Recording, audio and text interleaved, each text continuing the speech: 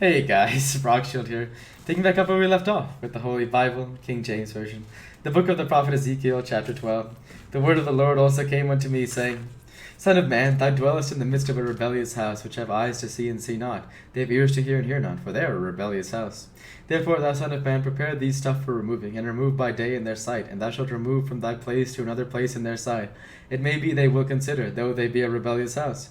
Then shalt thou bring forth thy stuff by day in their sight, as stuff for removing, and thou shalt go forth even in their sight, as they that go forth into captivity. Dig thou through the wall in their sight, and carry out thereby. In their sight shalt thou bear it upon thy shoulders, and carry it forth in the twilight. Thou shalt cover thy face, that thou see not the ground, for I have set thee as for a sign unto the house of Israel. And I did so as I was commanded. I brought forth my stuff by day, as stuff for captivity, and in the evening I dug through the wall with mine hand. I brought it forth in the twilight, and I bore it upon my shoulder in their sight. And in the morning came the word of the Lord unto me, saying, Son of man, hath not the house of Israel, the rebellious house, and said unto thee, What doest thou? Say thou unto them, Thus saith the Lord God, This burden concerneth the prince in Jerusalem, and in all the house of Israel that are among them.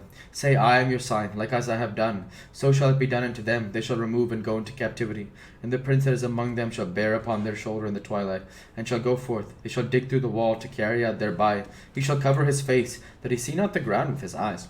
My net also will I spread upon him, and he shall be taken in my snare, and I will bring him to Babylon, to the land of Chaldeans. Yet he shall not see it, but he shall die there. And I will scatter toward every wind all that are about him to help him, and all his bands, and I will draw out the sword after them.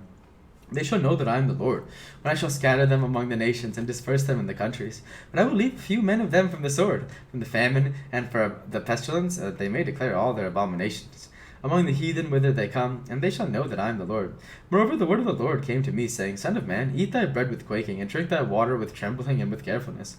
And say unto the people of the land, Thus saith the Lord God of the inhabitants of Jerusalem and of the land of Israel, They shall eat their bread with carefulness, and drink their water with astonishment, that her land may be desolate from all that is therein, because of the violence of all that dwell therein. And the cities that are inhabited shall be laid waste, and the land shall be desolate, and ye shall know that I am the Lord.